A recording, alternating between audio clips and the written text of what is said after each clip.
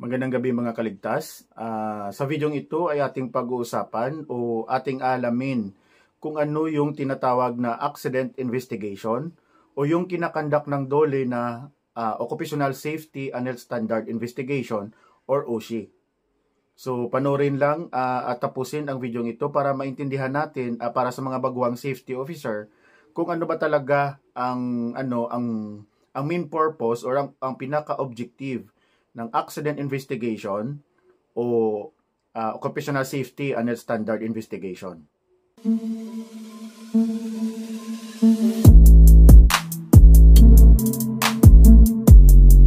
So ano ba yung mga instances na magkakandak ang DOLE ng accident investigation or occupational safety and health standard investigation? So unang-una, if may reported incident or accident or especially major accident, katulad ng may namatay or fatality. So, agad-agad, pag nag-submit ng report ang isang establishment or ang isang company regarding fatality or major accident na nangyari sa kanyang establishment, magpapadala po ng DOLE inspector or mga inspectors to conduct accident investigation sa ating mga workplace. So, ang pangalawang instance, if may mga complaint regarding occupational safety and health standard, be it anonymous or nagpakilala yung isang nag-complaint sa office ng DOLE, yun po ay magpapadala rin ang office ng DOLE ng mga DOLE inspector to conduct accident investigation or OSHI if that is a occupational safety and standard related incident or complaint.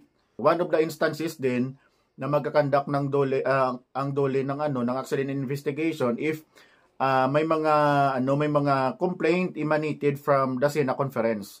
No, or especially if this concern is in relation sa occupational safety and standard at hindi po siya na-settle during the duration ng SENA conference na kinandak sa office ng DOLE. At yun po, if hindi po yun na-settle in relation sa occupational safety and health standard, ang mangyayari po nun is ipapadalhan po ng DOLE inspector to conduct OSHI o yung occupational safety and health standard investigation. So yun yung mga instances na pwedeng mag-conduct ang DOLE ng occupational safety and health standard investigation or be it if may accident na nangyari is accident investigation. So ano ba talaga ang main purpose or ang pinaka-purpose or ang pinaka-objective ng pag-conduct ng accident investigation? Anyway, ang mindset kasi ng mga workers when it comes to reporting cases or accidents, takot sila na mag-submit ng report sa DOLE, especially if may namatay or may major accident na nangyari doon sa workplace nila. Kasi ang mindset nila, once na mag-report sila sa DOLE, the following day or after that day na nag-report sila is mawawala na sila ng trabaho. Yun yung ang kinatatakot ng ibang mga workers natin. And at the same time, may ibang mga may mga ibang employers or management naman ng mga company na ganun din yung mindset nila. Takot sila mag-submit ng report, especially if may namatay or may nangyaring major accident doon sa workplace nila. Kasi nga, yung sa mindset nila is magkakandak na naman ng DOLE, ng investigation, maghahanap na naman ng mali, maghahanap na naman ng penalty, magbabayad naman si company. Yun yung mindset ng employer. But anyway, that is not the real purpose nung conduct ng accident investigation. Nagka-conduct tayo ng accident investigation so that nagdidig up tayo ng root cause. Yun yung pinaka-aim natin during the conduct of accident investigation or investigation in relation to OSH para ma-determine natin ang root cause ng nangyaring incident or major accident na yon through the root cause analysis whatsoever man yung way natin sa pag-root cause analysis. So, ang pinaka-purpose nun, pag na-determine na natin yung root cause, yun na, alam na natin kung anong punot dulo nitong accident na to.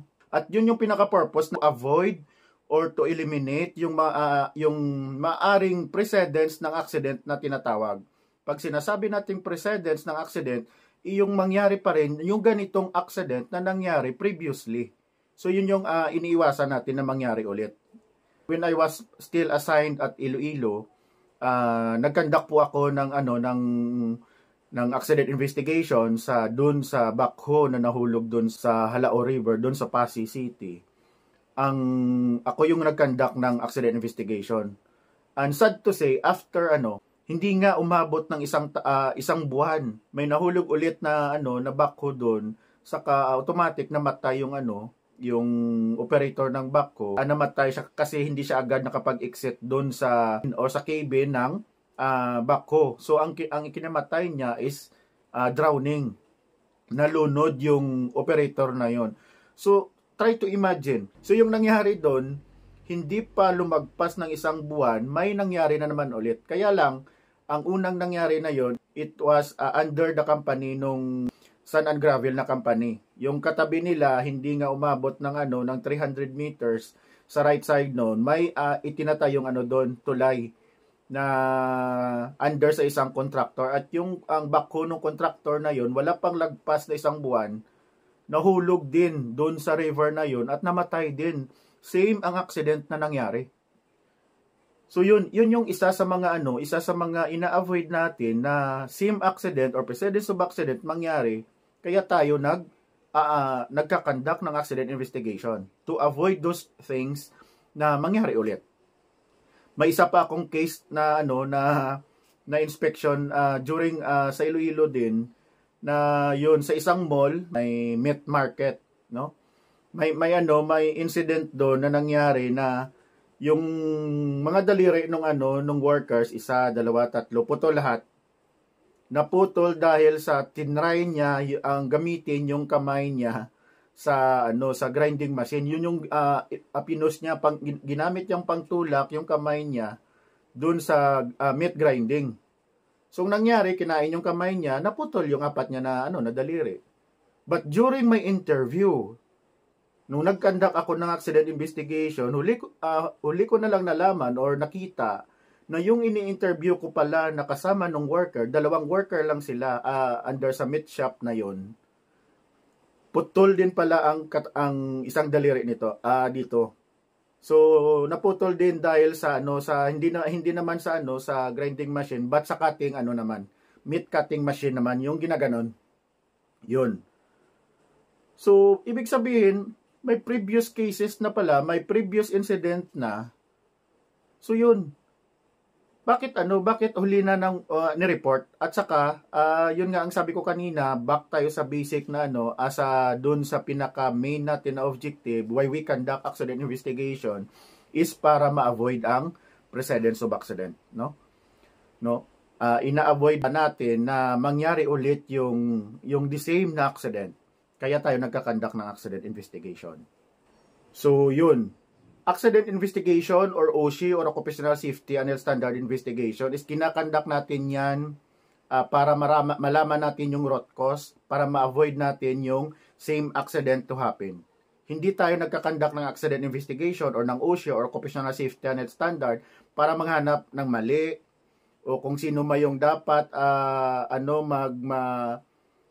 magsagot sa mga na-accidenting worker natin. Sana if hindi naman natin hinihingi if ever na may mangyaring accident or hindi naman natin hinihingi may namatay na worker sa ating mga workplace, magkakandak talaga ng accident investigation. Again, hindi 'yun para maghanap ng mali or hanapan ng penalty ang isang company or ang isang workplace or ang isang employer. So again, this is Engineer Vlad. Sana may naiambag o naitulong ako sa inyo, especially sa mga baguang safety officers. So makikita po tayo muli sa next ko po na video. Salamat, God bless.